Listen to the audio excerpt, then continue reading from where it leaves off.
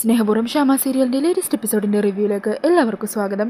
അങ്ങനെ യശോദയും മുത്തശ്ശിയൊക്കെ ദേവനാരായണനോട് എന്താ കാര്യം, എന്താ അവിടെ ഉണ്ടായത് എന്നൊക്കെ ചോദിക്കുവാൻ കേട്ടോ. അന്നേരം ദേവൻ പറയണേ, നമ്മുടെ മോളെ ഇന്നലെ രാത്രി കടമകളിൽ നിന്ന് ഇറങ്ങിപ്പോകാൻ തുടങ്ങി. വെറുതെ അങ്ങ് ഇറങ്ങിപ്പോരാൻ തുടങ്ങിയല്ല, അവരിവൾക്ക് കൊടുത്ത സ്വർണവും പണ്ടൊക്കെ ബാഗിലാക്കി അതുമായിട്ട് കിടക്കാനായിരുന്നു ശ്രമം. പെരുങ്കള്ളിന്ന അവർ ഇവൾക്ക് കൊടുത്ത വിശേഷണം. കള്ളിയുടെ അച്ഛനായ എന്നെയും അവർ സ്വീകരിച്ച വിധം പിന്നെ പറയേണ്ട കാര്യമില്ലല്ലോ.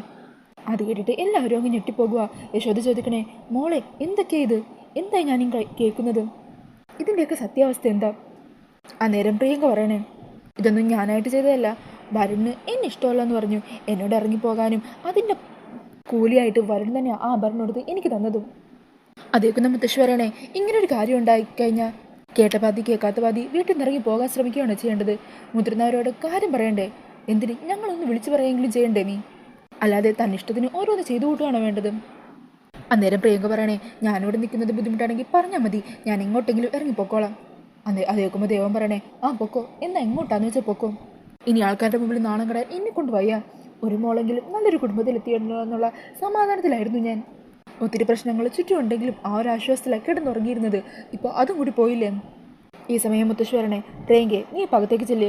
അങ്ങനെ പ്രിയങ്ക ബാഗ് കൊടുത്ത് അകത്തേക്ക് പോകുവാൻ കേട്ടോ.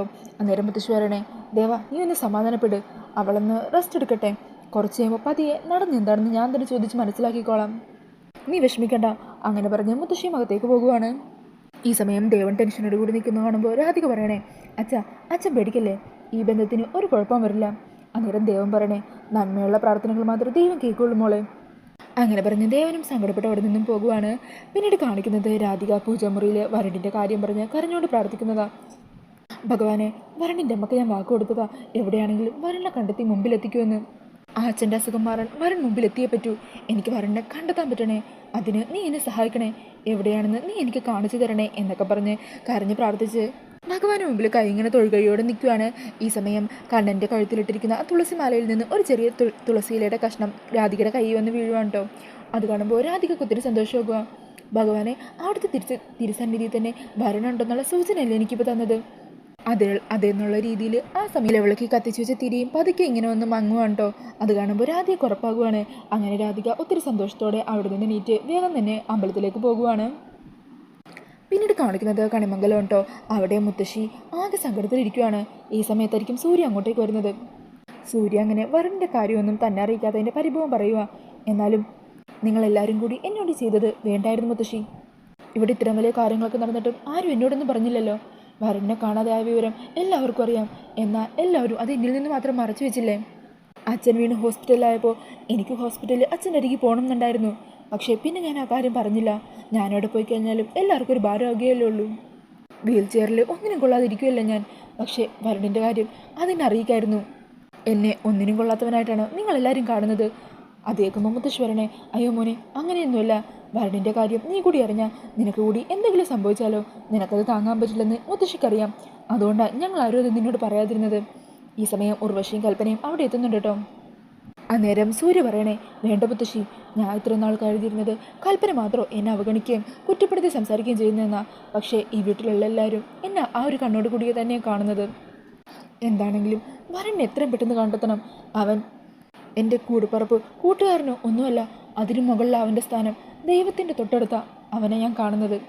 എൻ്റെ മനസ്സിൽ സങ്കടങ്ങൾ വരുമ്പോൾ ഞാൻ ചെന്ന് എൻ്റെ മനസ്സ് തുറക്കുന്നതും എൻ്റെ സങ്കടങ്ങളെല്ലാം പറഞ്ഞു തീർക്കുന്നതും വരണിൻ്റെ അടുത്താണ്. അവന് ഒരബദ്ധം പറ്റാൻ പാടില്ല. ഈ സമയം മുത്തശ്ശി പറയണേ, സൂര്യ നീ വിഷമിക്കാതിരിക്കെ, വരണിനെ കണ്ടുപിടിക്കാൻ ആവശ്യമായിട്ടുള്ളതെല്ലാം ചെയ്തിട്ടുണ്ട്, എത്രയും പെട്ടെന്ന് തന്നെ നമുക്ക് വരണിനെ കണ്ടുപിടിക്കാൻ പറ്റും.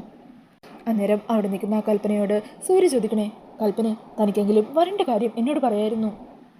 അന്നേരം കൽപ്പന പറയണേ, അത് പിന്നെ സൂര്യ ഈ കാര്യമൊന്നും അറിയിക്കേണ്ടെന്ന് എല്ലാവരും പറഞ്ഞു, പിന്നെ ഞാനായിട്ട് വാക്ക് ധിക്കരിച്ചെറിഞ്ഞാൽ അതിൻ്റെ കുറ്റവും കൂടി ഞാൻ കേൾക്കേണ്ടി വരില്ലേ. ഈ സമയം മുത്തശ്ശി പറയണേ, മതി, ഇനി അതിനെക്കുറിച്ച് സംസാരിക്കണ്ട മോനെ, വാ ഞാൻ നിന്നെ റൂമിലാക്കാം എന്ന് പറഞ്ഞ മുത്തശ്ശി സൂര്യയും കൂട്ടി അവിടെ നിന്നും പോകുവാൻ കേട്ടോ. ഈ സമയം ഉർവശി പറയണേ, കൽപ്പനെ, നീ എന്താ വരണിൻ്റെ കാര്യം സൂര്യ അറിയിക്കാഞ്ഞത്? അന്നേരം കൽപ്പന പറയണേ, ഇപ്പോൾ പറഞ്ഞത് കേട്ടില്ലേ, വരണിൻ്റെ സ്ഥാനം ദൈവങ്ങൾക്ക് തൊട്ട് താഴെയാണ് പോലും. അപ്പോൾ വരണിന് എന്തെങ്കിലും സംഭവിച്ചു എന്ന് പറഞ്ഞാൽ ഇങ്ങനെ ജീവനോടിരിക്കുമോ? മിക്കവാറും ഈ വീട്ടിലെ മരണസംഖ്യയുടെ എണ്ണം കൂടാനാണ് സാധ്യത. പറമ്പിൽ എല്ലാവരും കൂടി കൂട്ടത്തോട് കുഴിച്ചിടേണ്ടി വരുമെന്നാണ് തോന്നുന്നത്. അതേട്ട് ഉർവശി ചിരിച്ചോണ്ട് പറയണേ, കഴിഞ്ഞ ദിവസം ഞാനൊരു സർവ്വസംഹാര പൂജ നടത്തിയായിരുന്നു. നല്ല ഫലം ഉണ്ടാകുമെന്ന് അവിടുത്തെ തിരുമേനി പറഞ്ഞിരുന്നു. പക്ഷേ ഇത്ര പെട്ടെന്ന് തന്നെ നമ്മൾ വിചാരിച്ച പോലെ കാര്യങ്ങൾ നടക്കുമെന്ന് ഞാനും പ്രതീക്ഷിച്ചില്ല. അങ്ങനെ പറഞ്ഞ് അവർ രണ്ടാളും ചിരിച്ചുകൊണ്ട് നിൽക്കുകയാണ്. പിന്നീട് കാണിക്കുന്നത് ക്ഷേത്രത്തിലെത്തുന്ന രാധികയാണ് കേട്ടോ. അങ്ങനെ രാധിക ക്ഷേത്രത്തിലെത്തുന്നതും അവിടെയെല്ലാം ചുറ്റും നോക്കുവാണ്, വരടെങ്ങാനും അവിടെ എവിടെയെങ്കിലും ഉണ്ടോ എന്നറിയാനായിട്ട്. അങ്ങനെ ഭഗവാന്റെ മുമ്പിൽ തൊഴുകയോട് പ്രാർത്ഥിക്കണേ, ഭഗവാനെ, ആ അച്ഛൻ്റെ മുമ്പിൽ എനിക്ക് വരണിനെ എത്തിക്കണം, എത്രയും പെട്ടെന്ന് തന്നെ വരണിൻ്റെ അരികിലേക്ക് എന്നെ എത്തിക്കണേ. എന്നിട്ട് അവിടെ നിന്ന് പ്രസാദവും വാങ്ങി പോകാൻ തുടങ്ങുമായിരിക്കും രാധിക. ഈ സമയത്ത് ഒരു ഭാര്യയും ഭർത്താവും കൂടി സംസാരിച്ചുകൊണ്ട് വരുന്നത് രാധിക കേൾക്കുവാണ്. അവർ പറയണേ, കണ്ടില്ലേ, കള്ളും കുടിച്ച് അമ്പലം വഴി തന്നെ വന്ന് കിടക്കുവാണ്. ഈ സമൂഹത്തിൻ്റെ പോക്കിതെങ്ങോട്ടാ? അങ്ങനെ അവരുടെ സംസാരം കിട്ടി രാധിക ചോദിക്കണേ, എന്താ ചേച്ചി, എന്താ പ്രശ്നം? എൻ്റെ മോളെ ഒന്നും പറയണ്ട, ആ സർപ്പക്കാരൻ കാവിൻ്റെ അവിടെ ഒരുത്തനെ കുടിച്ചു കൂത്താടി ലക്കും ലഗാനോ ഇല്ലാതെ ബോധം കെട്ടി കിടക്കുവാം. ഇങ്ങനെയുള്ളവന്മാരൊക്കെ ഈ അമ്പലത്തിലേക്ക് വരുന്നത് എന്തിനാ? അന്നേരം രാധിക ചോദിക്കണേ, അല്ല സർപ്പക്കാവിലെന്നല്ലേ പറഞ്ഞത്, ഇനി വല്ല പാമ്പോ മറ്റോ കടിച്ച്? അങ്ങനെയൊന്നും അല്ല മോളെ, ഞങ്ങളെ കണ്ടതല്ലേ, അവൻ്റെ കിടപ്പ് കണ്ടാലേ അറിയാം, കള്ളു കുടിച്ച് ബോധമില്ലാതെ കിടക്കുന്നതാ. ഞങ്ങൾ പിന്നെ അടുത്തേക്കൊന്നും പോകാൻ പോയില്ല. അങ്ങനെ പറഞ്ഞ് അവരവിടെ നിന്ന് പോകുവാണ് കേട്ടോ. ഈ സമയം രാധിക നേരെ സർപ്പക്കാവിലേക്ക് ചെന്ന് നോക്കുവാണ്. ഇതേ സമയം വരണാണെങ്കിൽ അവിടെ കമന്ന് കിടക്കുമായിരിക്കും. രാധികക്ക് ആളെ മനസ്സിലാവുന്നില്ല കേട്ടോ. അങ്ങനെ രാധിക ചെന്ന് അയാളെ വിളിക്കുക, അതെ, ആരാ നിങ്ങൾ, എണീറ്റ്.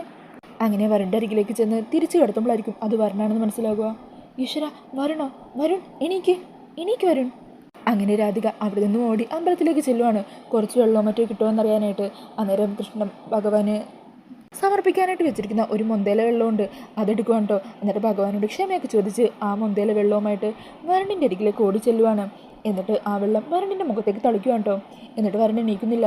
ഈ സമയം കയ്യിലുള്ള പ്രസാദം പ്രാർത്ഥിച്ചിട്ട് വരുണിൻ്റെ നെറ്റിയിൽ ചാർത്തുവാണ് രാധിക. എന്നിട്ട് വീണ്ടും വരുൺ കണ്ണു തുറക്ക് എന്ന് പറഞ്ഞ് വരുണിനെ തട്ടി വിളിക്കുവാണ്. ആ സമയം വരുൺ പെട്ടെന്ന് കണ്ണു തുറക്കുവാണ് കേട്ടോ. അങ്ങനെ രാധിക പതിയെ വരുണിനെ എണീപ്പിച്ചിരുത്തുവാണ്. ഈ സമയം വരുണാണെങ്കിൽ രാധികയെ കാണുമ്പോൾ ഒത്തിരി സന്തോഷമാകുക. എടോ, താൻ വന്നു അല്ലേ? വെള്ളത്തിൽ മുങ്ങിച്ചാകാൻ തുടങ്ങിയ എന്നെ രക്ഷിച്ചിട്ട് താൻ എന്താ പെട്ടെന്ന് അവിടെ നിന്ന് പോയിക്കളഞ്ഞത്? അമ്പലത്തിൽ പോകണമെന്നും ഞാൻ പറഞ്ഞപ്പോൾ എന്നെ അമ്പലത്തിലാക്കിയിട്ട് പോയിക്കളഞ്ഞല്ലേ? എന്താണെങ്കിലും വന്നല്ലോ, എനിക്ക് സന്തോഷമായി. ഈ സമയം രാധികക്കാണെങ്കിൽ വരുൺ പറയുന്നൊന്നും മനസ്സിലാവുന്നില്ല കേട്ടോ. രാധിക ചോദിക്കണേ, അല്ല വരുൺ എന്തൊക്കെയാ പറയുന്നത്? ഞാൻ വരുണിനെ ഇപ്പോഴാണ് കാണുന്നത്. എടോ, താൻ എന്തൊക്കെയാ പറയുന്നത്? താനല്ലേ എന്നെ വെള്ളത്തിൽ നിന്ന് രക്ഷിച്ചത്? ഇല്ല വരുൺ എന്തോ സംഭവിച്ചിട്ടുണ്ട്. വരുൺ നടന്ന കാര്യങ്ങൾ ശരിക്കും ഒന്ന് ഓർത്തു നോക്കിക്കേ. ഞാൻ ഇപ്പോഴാണ് വരുണിൻ്റെ അരികിലെത്തിയത്. അങ്ങനെ വരുണിനും സംശയമാകുവാണ് കേട്ടോ. ഈ സമയം വരുൺ ഇന്നലെ രാത്രി നടന്ന കാര്യങ്ങളൊക്കെ ഓർക്കുവാണ്. വരുൺ അങ്ങനെ കടലിലേക്ക് നടന്നിറങ്ങുവാണ് കേട്ടോ. അങ്ങനെ വെള്ളത്തിലേക്ക് മുങ്ങിപ്പോകുവാണ് വരുൺ. ഈ സമയം അവിടെ എത്തുമായിരിക്കും ശ്യാമ. അങ്ങനെ ബീച്ചിൽ കാറ്റൊക്കെ കൊണ്ട് ശ്യാമ അവിടെ നിൽക്കുമ്പോഴായിരിക്കും പെട്ടെന്ന് ഒരാൾ വെള്ളത്തിൽ മുങ്ങിത്തുടങ്ങുന്നത് ശ്യാമ കാണുന്നത്. അങ്ങനെ ആ കാഴ്ച കൊണ്ട് ശ്യാമ വരുണരികിലേക്ക് ഓടിയെത്തുക. അയ്യോ, എന്താ ഇത് എന്ന് പറഞ്ഞ് ബോധമില്ലാതെ അവിടെ കിടക്കുന്ന വരുണിനെ എണീപ്പിക്കാനായിട്ട് ശ്യാമ ശ്രമിക്കുവാണ് കേട്ടോ. ഈ സമയം ശ്യാമയെ കൊണ്ട് ഒറ്റക്കങ്ങ് പറ്റുന്നില്ല. അന്നേരം ബിനുവിനെയും കൂടി വിളിക്കുവാണ്. അങ്ങനെ ശ്യാമയുടെ ഡ്രൈവർ ബിനുവും കൂടി അവിടേക്ക് ഓടിയെത്തുക. ബിനു, ഇയാളൊന്ന് പിടിക്ക്, ബോധമില്ലാന്ന് തോന്നുന്നു, എത്ര പെട്ടെന്ന് ഹോസ്പിറ്റലിൽ എത്തിക്കണം എന്ന് പറഞ്ഞ് വണ്ടിയുടെ അരികിലേക്ക് കൊണ്ടുപോകുവാണ്. അങ്ങനെ വരുണിനെ കാറിൽ കൊണ്ടുവന്ന് നിർത്തുവാണ് കേട്ടോ. എന്നിട്ട് ശ്യാമ കുറേ നേരം വരുണിനെ തട്ടി വിളിക്കുവാണ്. ഈ സമയം വരുൺ പെട്ടെന്ന് കണ്ണു തുറക്കുന്നുണ്ട് കേട്ടോ. എന്നാൽ പൂർണ്ണമായിട്ടുള്ളൊരു ബോധത്തിലേക്ക് വരുൺ എത്തിയിട്ടില്ല. കണ്ണു തുറക്കുമ്പോൾ കാണുന്നത് ശ്യാമയായിരിക്കും. അത് രാധികയാണെന്ന് പറഞ്ഞ് വരുൺ തെറ്റിദ്ധരിക്കുക. എന്നിട്ട് കവിളി പിടിച്ചിട്ട് വരുൺ പറയണേ, നീ എത്തിയല്ലേ? ഈ സമയം ശ്യാമ ചോദിക്കുക, എന്താ പറ്റിയത്? എത്രയും പെട്ടെന്ന് ഹോസ്പിറ്റലിൽ എത്തിക്കാം. അന്നേരം വരുൺ പറയണേ, വേണ്ട, ഹോസ്പിറ്റലിലൊന്നും പോകണ്ട, പിന്നെ എങ്ങോട്ടാണ് പോകേണ്ടത് എന്ന് ശ്യാമ ചോദിക്കുക. ആ സമയം വരുൺ പറയണേ, എനിക്ക് അമ്പലത്തിലേക്ക് പോയാൽ മതി. അമ്പലോ? ഏതമ്പലം? ശ്രീകൃഷ്ണപുരത്തുള്ള ആ കൃഷ്ണൻ്റെ അമ്പലം, അവിടേക്ക് പോയാൽ മതി. അന്നേരം ശ്യാമ ബിനുവിനോട് പറയണേ, ബിനു വണ്ടി എടുക്ക്, നമുക്ക് അമ്പലത്തിലേക്ക് പോകാം. അന്നേരം ബിനു ചോദിക്കണേ, അത് വേണോ? പോലീസിൽ അറിയിച്ചാൽ പോരെ? വെറുതെ പ്രശ്നം നോക്കണ്ട മാഡം. സാരമില്ല ബിനു, എനിക്ക് അമ്പലം അറിയാം, ഇയാൾ വണ്ടി എടുക്ക്. അങ്ങനെ വരുണിനെയും കൂട്ടി ശ്യാമ ആ അമ്പലത്തിലെത്തുവാണ് കേട്ടോ. അവിടെ എത്തി വരുണിനെ കാറിൽ നിന്നും പുറത്തിറക്കുക. അല്ല, ഇവിടെയാണോ? ഇയാൾക്ക് വേണ്ടപ്പെട്ട ആരെങ്കിലും ഇങ്ങോട്ടേക്ക് വരുമോ? ഈ സമയത്താണെങ്കിൽ വരുണിന് ബോധമില്ലാത്തണം വരുൺ എന്തൊക്കെയോ മുക്കിയും മൂളിയും കൊണ്ട് നിൽക്കുവാണ്. അന്നേരം ബിനു പറയണേ, ചിലപ്പോൾ ഇയാളെ കൂട്ടിക്കൊണ്ടുപോകാനായിട്ട് ആരെങ്കിലും വരും മാഡം, നമുക്ക് പോയാലോ? ബിനു നിൽക്ക്, നമുക്കൊന്ന് വെയിറ്റ് ചെയ്യാം. ഈ സമയത്ത് അശ്വതിയുടെ ഒരു കോള് ശ്യാമക്ക് വരുവാണ് കേട്ടോ. അശ്വതിയാണെങ്കിൽ കരഞ്ഞു വിളിച്ചുകൊണ്ട് ശ്യാമയെ വിളിക്കുക. ഹലോ ശ്യാമേ, ഇവിടെ എന്നും പറഞ്ഞ് കരഞ്ഞുകൊണ്ട് നിൽക്കുവാണ് അശ്വതി. ഈ സമയം ടെൻഷനോട് കൂടി ശ്യാമ അശ്വതി പറയുന്നതൊക്കെ കേൾക്കുവാണ്. അപ്പോൾ അങ്ങനെ ഒരു സീനൊക്കെ കാണിച്ചുകൊണ്ടാണ് കേട്ടോ ഇന്നത്തെ എപ്പിസോഡ് തീരുന്നത്. അപ്പോൾ ഈ ഒരു റിവ്യൂ ഇഷ്ടമായിട്ടുണ്ടെങ്കിൽ മറക്കാതെ വീഡിയോ ഒന്ന് ലൈക്ക് ചെയ്യണേ. ഇതുപോലുള്ള കൂടുതൽ റിവ്യൂസിനായിട്ട് ഈ ചാനലൊന്ന് സബ്സ്ക്രൈബ് ചെയ്ത് സപ്പോർട്ട് ചെയ്യണേ. താങ്ക്